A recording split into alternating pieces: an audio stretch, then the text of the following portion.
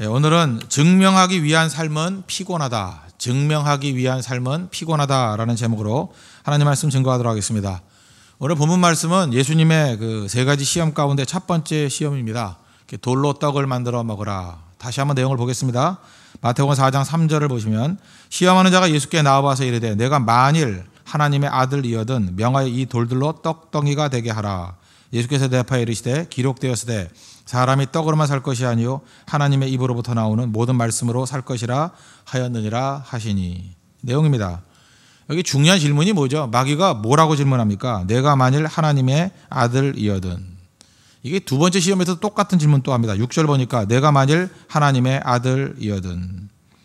이 똑같은 질문이요, 예수님이 십자가를 지실 때도 똑같이 이런 질문했습니다. 마태복음 27장에 보니까 십자가에 달리셨을 때 39절 40절 지나가는 자들은 자기 머리를 흔들며 예수를 모욕하여 이르되 성전을 헐고 사흘에 짓는 자여 내가 만일 하나님의 아들이거든 자기를 구원하고 십자가에서 내려오라 하며. 지나가던 사람들이 머리를 흔들면서 이게 조롱하는 거거든요. 예수님 모욕을 줬습니다. 그때 또 튀어나온 얘기가 뭐예요? 사역 초창기 시험 때도 나왔던 얘기, 사역의 제일 마지막 십자가 달렸을 때도 나왔던 얘기, 내가 하나님의 아들이거든. 계속 이렇게 조롱했다는 것입니다. 이게 뭐예요? 이 유혹의 내용이 무엇입니까? 사역 시작부터 마지막까지 끝까지 떠나지 않는 유혹이라는 것입니다. 우리 인생도 마찬가지예요. 우리가 하나님의 일들을 하고자 할 때 끝없이 따라오는 유혹이 있다는 것입니다. 목사도 마찬가지고 성도도 마찬가지고 모든 성도에게 다 따르는 유혹이에요. 그 유혹이 무엇입니까? 나의 존재를 증명하라. 마귀는 우리에게 그래요. 너의 존재를 한번 증명해봐. 그거예요. 너의 존재를 증명해봐. 이 유혹이라는 것입니다. 그래서 많은 사람들이 뭐 다른 시험엔 다 이기다가 여기서 다 넘어져요. 너의 존재를 증명해봐. 나의 존재를 한번 증명해볼까? 거기에서 넘어진다는 것입니다. 언제나 그렇습니다. 인생을 살 때 피곤하게 사시는 분들이 있죠. 이유가 뭡니까? 증명하기 위한 삶은 피곤한 것입니다. 증명하기 위한 삶이 뭐예요? 이게 과시고 또 다른 사람에게 설명해야 되고. 율법주의죠. 율법주의는 뭡니까? 다른 사람 눈이 중요한 거 아니에요. 설명해 줘야 되는 거 아니에요. 인정받아야 되는 거 아니에요. 그래서 증명하기 위한 삶은 모든 것이 다 피곤합니다. 인생의 피곤함은 바로 여기에서 오는 겁니다. 마귀의 유혹에 넘어간 거예요.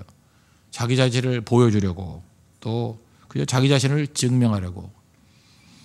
요즘에는 이런 분들이 많이 없는 것 같은데, 그 명함 이렇게 주고받을 때 있지 않았습니까? 요즘엔 명함도 잘 안 주더라고요. 뭐 연세 드신 분이나 좀 주고 하는데, 영함 받고 깜짝 놀랄 때가 있습니다. 새까맣게 도배해 놓은 분들이 있죠. 앞뒤로. 그 뭐 평화 통일 자문위원부터 시작해가지고 뭐 이렇게 나오는 분들이 있어요. 꼭 그런 게 꼭 들어가더라. 그런 분들 뭐 어디서 뭐 알 듯 모를 듯 하는 그 지기들. 그게 무슨 얘기예요? 자기 자신을 증명하는 데 힘쓰시는 분이죠. 이렇게 많은 내용으로 내가 누구다 하는 것을 증명하려고. 이거는 과시도 있지만 너무 어려울 때도, 마음이 힘들 때도 이런 접근을 할 때가 있다는 것입니다. 너무 힘든 거예요. 너무 무시당하고. 그럴 때 나 그런 존재 아니야 라고 하면서 자기를 설명하고자 하는 그런 욕구가 있습니다. 너무 무시당하면 울컥해서 내가 누군데, 또 너무 억울하면, 너무 상처가 많으면 나 그 정도 아니야 뭐 이렇게 자꾸만 설명하고자 하는 그런 마음이 있다는 것입니다. 그러니까 마귀는 어떻게 시험하겠어요? 뭘 갖고 있을 때 사람들이 너 몰라주잖아, 그렇게 대단한 존재인지. 그럼 그걸 좀 증명하고 싶어지고, 또 너무 억울하게 만들어버려요. 가만히 있으면 그 최악의 악질이 돼버리는 상황. 그럴 때 나 그거 아니야, 나 억울해, 왜 이렇게 사람을 매도하는 거야 라고 하면서 자기를 증명하고 싶은 마음이 있다는 것입니다. 그래서 교만도 문제고, 열등감도 문제고, 상처도 문제고, 결국 인생의 대부분을 자기 자신을 증명하기 위한 일에 바치도록 마귀는 이렇게 유혹하게 만든다는 것입니다. 그러면 이렇게 하면은 뭐 할 수도 있죠. 하면은 행복하냐? 행복하지 않다니까요. 자기 증명하는 인생이 행복하지 않습니다. 피곤만 해요. 그걸 통해서 얻는 것도 없다라는 것입니다. 그러니까 시험이죠. 그러니까 유혹이죠. 여기서 벗어나야 된다는 것입니다. 이겨야 된다는 거예요. 보여주기 위한 삶은 결코 행복하지 않습니다. 근데 이 욕망이 얼마나 큰지 아십니까? 이 시험이 얼마나 큰지 아십니까? 뭐 예를 들어서 뭐 어저께도 방송에 나오대요. 요즘에 우리나라의 그 외국 자동차들, 비싼 자동차들이 많이 나오지 않습니까? 그래서 이렇게 사고가 나면은 사망 보험료보다 더 많이 나온대요. 사람 죽었을 때보다 보험료가 더 많이 나온대요. 어떤 자동차는 뭐 페라리 같이 보이는데 4억 6천만 원이 나왔더라고. 도대체 수리비가 어떻게 됐길래 4억 6천만 원이 나오고, 무슨 뭐 마이바흐 뭐 그런 차가 있습니까? 뭐 이름도 들어보지도 못한 차인데 그거 부딪히니까 뭐 4억 7천 나왔고 뭐 이랬다라는 거예요. 그러다 보니까 이제 어떤 목사님 얘기인데, 그 동네가 강남에서 좀 그 부자 동네입니다. 그랬더니 거기 사역을 시작할 때 주변에 있는 분들이 그러더라는 거예요. 여기는 스치기만 해도 차를 버리고 도망쳐야 될 정도로 비싼 차들이 많으니까 무조건 대물 보험료 좀 크게 올리라고. 여러분들 보통 보험 드는 건 한 1억 정도일 거예요. 그런데 4만 원만 더 내면 10억까지 보상이 되는 그런 게 있어요. 그죠? 4만 원 더 내고 10억까지 보상이 되는, 배상이 되는 이제 그런 그 보험에 들었다는 것입니다. 보험에 드니까 갑자기 우쭐한 마음이 생기더라는 거예요. 4만 원 더 내면서. 그죠? 우쭐한 마음이 들면서 잠깐만 부딪혀보고 싶은 생각이 들더라는 거예요. 부딪혀보고 싶은 사람. 예를 들어서 우리가 뭐 이렇게 그 멋진 자동차, 뭐 마이바흐 뭐 이런 거 이렇게 오면은 뭐 피하고 막 그러잖아요. 그런데 딱 부딪혔을 때 그 주인이 그럴까, 아이고 어쩌죠? 이거 비싼 차인데 어쩌죠? 그럴 때 씩 웃으면서 아 괜찮습니다. 보험으로 처리하죠. 이러고 싶어지더라는 거예요. 이러고. 인간이 어떤 존재인지 아시겠죠? 4만 원 더 내고 그 보험료 올려놓고요. 부딪히고 싶은 욕망이 생기는 거, 그게 인간이라는 것입니다. 인간이 얼마나 연약한 존재인지 아시겠죠? 진짜 그래요, 진짜. 가끔마다 여러분들 비행기 타시면 아시겠지만 뭐 남자분들 선호하는 자리가 있죠. 이렇게 비상구 옆자리. 그러면 그 다리를 쭉 뻗을 수 있으니까 좋지 않습니까? 근데 그 자리에 앉으면은 꼭 승무원이 와가지고 이렇게 설명해 주는 거 아십니까? 비상 상황이 되면은 승무원을 도와가지고 먼저 탈출하면 안 되고 맨 마지막까지 있어가지고 도와줘야 됩니다. 아, 그거 좋은 거예요, 그거. 그리고 문 열 때 도와줘야 되고, 도와줘야 되거든요. 그 비상구에 앉은 사람은 먼저 탈출하면 안 돼요. 법적으로 그렇게 돼 있어요. 거기는 끝까지 승무원과 함께 도와줘야 돼요. 다리 뻗을 수 있는 권리입니다. 그죠? 그리고 거기서 가르쳐 줘요. 이렇게 문 어떻게 여는지도 가르쳐 주고요. 설명해 준다고. 우리 국내도 그러지 모르지만 외국 항공사, 저는 그런 거를 옛날에 좀 많이 탔는데 설명해 줘요. 문 어떻게 여는 거고, 어떻게 도와야 되고. 그러다 보면은 갑자기 자부심이 생기는 거예요. 그거 아세요? 여기 있는 사람들이 내가 어떤 존재인지 아나, 뭐 이런 생각이 들고, 그죠? 나 이거 문 열 줄 아는데, 뭐 이런 것도 알고, 그죠? 내가 얼마나 귀중한 사명을 갖고 있는지 이 사람들이 알고 있나, 막 서서 설명해 주고 싶어요. 내가 누군지 아세요? 이 비상구 열 수 있는 자격이 있는 사람이에요. 웃기죠? 근데 인간이 그래요. 그런 거 하나 더 생기면요, 그거를 증명하고 싶어진다니까요. 알리고 싶다니까요. 이 비상구에 있는 사람이 얼마나 중요한 역할을 감당하는지, 그렇게 설명하고 싶은 게 인간의 본능이라는 것입니다. 그러다 보니까 왜 이 시험이냐? 자꾸만 하나님이 주시는 에너지와 시간과 가능성을 가지고 자기 증명하는데, 자기 설명하는데 쓰고 싶은 유혹이 있다는 것입니다.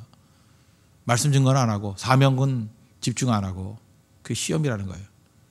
우리에게 시험 없는지 아십니까? 잘 보세요. 교회 와서 교회 일 한다 그러는데, 하나님의 일 한다 그러는데, 진짜 하나님의 일 하십니까? 많은 부분이요, 자기 증명하는 데 시간 보내고 있어요. 누가 몰라준다 그러면 나 살아있다는 거 보여주려고 괜히 못된 짓 하고. 왜 못된 짓 하죠? 그래야 나 살아있다는 거 보여주니까. 왜 이상한 돌출 행동을 하죠? 그래야 나 살아있다는 거 보여주니까.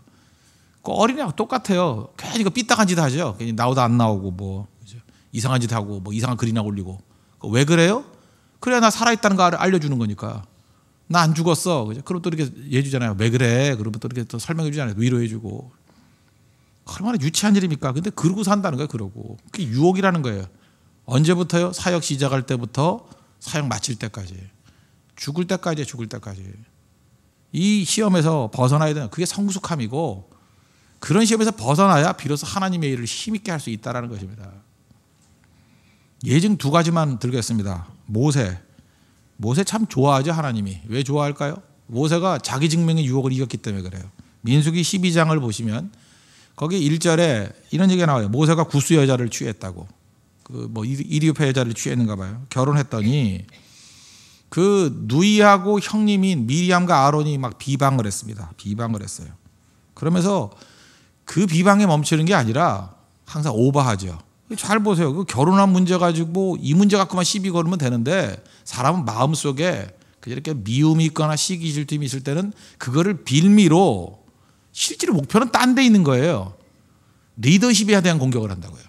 민수기 12장 22절을 보니까 여호와께서 모세와만 말씀하셨느냐, 우리와도 말씀하지 아니하셨느냐 그랬다고요.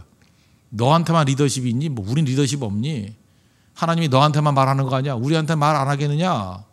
여호와 하나님께서 들으셨다라는 거예요. 그런데 우리가 잘 외우고 있죠. 민수기 12장 3절 보니까 이 사람 모세는 온유함이 지면의 모든 사람보다 더하더라. 옛날 성경 보니까 승하더라. 뭐 이렇게 표현되지 않습니까? 그럼 온유함이 지면에 있는 모든 사람보다 더하다. 이거 그냥 한국말로 쉽게 설명하면 뭐예요? 쉬운 언어로 표현하면 이럼에도 불구하고 모세는 가만히 있었다. 그거예요. 가만히 있었다. 그죠? 그거에 대해서 자기 증명하려고 그러지 않고 가만히 있었다. 자기 증명을 위해서 힘쓰지 않았다. 그게 온유예요, 온유. 그랬더니 하나님께서 그에게 그죠? 됐어. 너 정말 훌륭한 자야. 그러면서 인정해 주잖아요. 유혹이 이긴 거죠. 모세가 어떤 사람입니까? 홍해를 가른 사람이에요. 홍해를 가른 사람. 이스라엘 백성들 200만이나 되는 사람들 먹을 거 없을 때 만나를 하나님이 주신 거지만 그죠? 그를 통해서 공급해 주셨고 반석에서 물이 나오게 만들었고 하나님을 대면하여 아는 자였고 그죠? 얼굴에 광채가 나는 사람 있잖아요. 카란 광채의 사람이었고 하나님께서 이스라엘 백성 다 죽여버린다 그럴 때 생명건 중보기도를 통해서 민족을 건져낸 멸망에서 구원한 사람이었습니다. 그런데 모세를 비방해요? 모세를 비방하냐고요? 자기 증명의 유혹에 조금이라도 빠졌다 그러면 본때를 보여줄 거야 이렇게 생각할 수 있죠. 그리고 하나님 앞에 한번 기도했다 그러면 저는 이게 응답했다고 생각합니다. 하나님 벼락을 내리시사 저 두 놈들 저 년놈들 끝내주세요. 주님 뭐해요? 그럴 수 있죠. 뭐 그렇다 하더라도 모세에 대해서 그렇게 강력한 비난이 있을 거라고 생각하지 않습니다. 그런데 모세는 이게 진짜 절정이에요. 절정. 가만히 있었어요. 말하지 않았다고요. 더 말하지 않았다고요. 그걸 온유라고 표현하기도 하고 또 마태복음 4장의 표현에 의하면 자기 증명하는 데 힘쓰지 않았어요. 그냥 가만히 있었어요. 그랬더니 민수기 12장 4절 보니까 중요한 단어예요. 갑자기 여호와께서 갑자기 모세와 아론과 미리암에게 이르시되 너 세 명 다 나와 그랬다고요. 이게 무슨 얘기입니까? 하나님이 이거 정방면을 보면 예의주시하면서 보고 계셨다는 거예요. 야, 이 상황에서 모세가 어떻게 하나? 모세가 어떻게 하나? 시험이죠. 위기 가운데 시험이에요. 모세가 어떻게 하나? 하나님께서 이 조바심 가지고 흥미 가지고 제가 볼 때 어떻게 어떤 그 긴장을 가지고 보신 것 같아요. 그러다 상황이 이렇게 되니까 계속해서 가만히 있으니까 갑자기 하나님이 나타나 가지고 다 보고 계신 하나님께서 판결 내리잖아요. 나 아론하고 미리암 일로 와봐. 네가 뭔데 까부냐? 그렇게 나오잖아요. 그래서 그 민수기 12장 그 8절 보니까 내가 그 5절 8절 이하에 쭉 보니까 니네들이 도대체 뭔데? 그죠? 내 종 모세 비방하기를 두려워하지 않느냐? 그러면서 미리암에게는 나병이 생기게 만들어 버리고 그 심판하시잖아요. 하나님께서 정리해 주십니다. 무슨 얘기예요? 모세가 자기 자신에 대해서 스스로 설명하지 않으니까 하나님이 모세를 설명해 주시고요. 모세가 자기 자신에 대해서 스스로 증명하지 않으니까 하나님께서 모세를 증명해 주셔요. 이게 시험이 이기는 거예요. 반드시 이런 일이 있다는 것입니다. 그래서 여러분들이 시험과 환란이 올 때마다 유혹이 올 때마다 그냥 입 다물고 하나님 앞에 엎드리고 있는 게 중요한 게 바로 이거예요. 우리가 믿는 하나님께서는 반드시 우리를 증명해 주십니다. 그리고 우리가 믿는 하나님은 반드시 우리에게 설명해 주셔요. 내가 안 해도 돼요. 이거를 한 번, 두 번 경험한 사람은요, 그 다음부터는 무게가 생겨요. 이것저것 사람 앞에서 이 소리 저 소리 하려고 하는 생각이 없다는 것입니다. 이게 영적인 권위예요. 권위. 이 힘을 길러야 된다는 것입니다. 모세는 이겼죠. 우리 홍대서교회 모든 성도들도 모세 같은 이런 무게가 있기를 원합니다. 너를 한번 증명해봐. 그럴 때 가만히 있는 거예요. 그게 온유예요. 가만히 있는 거예요. 유혹을 이긴 거죠. 참고 기다린 것입니다. 하나님께서 갑자기 나타나셔서 다 정리해버리잖아요. 설명하고 증명하고. 한 가지 예를 더 들어볼까요? 창세기 13장을 보면 아브라함과 롯이 나오죠. 뭐 다 아는 얘기입니다. 이것도 똑같은 얘기예요. 13장에 아브라함과 롯이 부자가 됐습니다. 언제나 이게 부자가 되면 문제가 있죠. 양떼가 양쪽이 다 많아졌어요. 그래서 같이 있을 수가 없게 되죠. 그래서 이게 분리해야 됩니다. 그때 이니셔티브를 지고 아브라함이 먼저 얘기하죠. 아브라함이 롯에게 이르되 창세기 13장 8절입니다. 우리는 한 친족이라 너나 나나 내 목자나 서로 다투지 말자. 네가 좌하면 나는 우하고 네가 우하면 나는 좌하리라. 그랬다고요. 참 롯은 생각이 없죠. 그러면 이런 정도 얘기하면 삼촌 아닙니까? 그리고 모든 주도권을 가지고 자기를 건져주고 가나안까지 이끌어왔고 부자 되게 만든 거에 상당수의 원인이 아브라함에게 있잖아요. 무슨 말씀을 하십니까? 삼촌이 먼저 결정하셔야죠. 그러면 끝나요. 근데 이게 속된 말로 아침부터 이런 얘기 했지 뭐죠. 진짜 싸가지가 없는 놈이에요. 그죠? 이 정도로 얘기했으면은 그냥 삼촌이 먼저 그래야 되는데 냉큼 딱 둘러보더니만 좋은 땅 먼저 선택하네요. 그렇죠. 그렇다 그러면 우리 보통 사람 같으면 한마디 하죠. 그죠? 네가 그럴 수가 있냐 임마. 그죠? 애비 없이 자란 놈이냐 뭐 이러면서 뭐 별소리 다 할 수 있겠죠. 진짜 그랬으니까. 그러면서 막 할 수 있는데 아브라함은 참아요. 자기 증명 안 해요. 자기 설명 안 해요. 그냥 있거든요. 그냥 가만히 있어요. 모세하고 똑같다고 가만히 있어요. 그랬더니 눈에 보이는 좋은 땅은 롯이 가져가잖아요. 그럼 끝난 겁니까? 그때 또 마찬가지예요. 갑자기 하나님이 나타나셔가지고 창세기 13장 14절 이하에 보니까 하나님이 설명해 주시는 거예요. 야, 눈을 들어서 봐라. 동서남북 쳐다봐.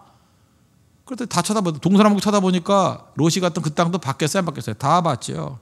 보이는 땅 다 너와 내 자녀에게 줄게. 다 줄게. 그리고 내 자손이 지금 롯이 떠나갈 때 먼지 날리고 갔잖아요. 이 먼지만큼 네 자손들 많게 해줄게. 먼지 알갱이만큼. 그 콜로이드 알갱이만큼. 성경에는 티끌이라고 했는데 티끌만큼. 티끌 셀 수 없지? 다 넣어줄게. 그리고 종으로 횡으로 그냥 세로로 가로로 한번 다녀봐. 다니는 모든 거 나이가 다 줄게. 자기 자신이 스스로를 증명하지 않으니까 하나님이 증명해 주고요. 자기 자신에 대해서 억울한 심정을 설명하지 않으니까 하나님이 다 풀어주잖아요. 이게 시험 이기는 거예요. 우리 한 주간 시작하면서 이 포인트 꼭 잡았으면 좋겠어요. 마귀가 우리 넘어뜨리는 거 쓸데없는 시간 낭비하게 만들어요. 그거 유혹입니다. 자기 증명하려고. 뭐가 그렇게 억울들 하십니까? 뭐가 그렇게 억울하세요? 예수님보다 억울한 분 계세요? 뭐 이렇게 설명할 일이 많아요? 뭐 이렇게 전화할 일이 많아요? 뭘 글 쓸 일이 많아요? 뭐 떠들 일이 이렇게 많아요? 기도는 안 하면서 새벽기도 나와서 기도는 간단히 5분 10분 하고 가면서 전화는 4시간씩 하고 훌륭하시네요. 그러니 하나님이 증명 안 하시죠. 하나님이 증명할 일이 없는 거야. 자기가 다 증명하고 다니니 입만 아프죠? 편도선 약 먹고 있죠 지금. 우리 모습이에요. 우리 모습. 우린 다 그러고 있다고요. 그래서 신앙이란 건 뭐냐면 좀 억울함도 겪어야 돼요. 억울함을 겪는다는 게 뭐예요? 그러면서 하나님 바라보는 거예요. 다 설명 안 해도 돼요. 여러분이 내 삶 가운데 모든 걸 다 설명하고 산다. 그럼 천박한 인생입니다. 인생은 다 설명하는 거 아니에요. 다 증명하는 거 아니에요. 그래야 하나님이 설명할 기회가 있죠. 그래야 하나님이 증명할 기회가 있죠. 하나님이 내 인생을 증명해 주는 그 순간을 뭐라 그러는 줄 알아요? 그걸 영광이라 그러고 기적이라 그래요.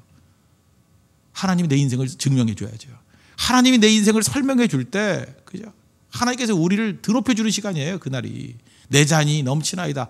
그 시간이라고요. 하나님이 증명해 주는 시간. 하나님이 설명해 주는 시간. 인생 이렇게 살아야 됩니다. 내가 증명하는 인생이 아니라 하나님이 증명하는 인생. 내가 설명하는 인생이 아니라 하나님이 설명하는 인생 살 때 가장 능력 있게 될 것입니다. 교회 놓고도 기도하십시오. 홍대세교회가 스스로가 스스로를 증명하고 스스로가 스스로를 설명하는 교회가 아니라 하나님이 증명하는 교회, 하나님이 설명하는 교회가 되게 해 주십시오. 그게 영광입니다. 기적입니다. 승리입니다. 그런 인생 살아가는 믿음의 종 되기를 축원합니다. 기도하겠습니다. 이 시간 다 같이 하나님 앞에 이 말씀을 놓고 하나님이 설명하고 하나님이 증명하는 교회와 성도 되게 해달라고 다 같이 간구하도록 하겠습니다.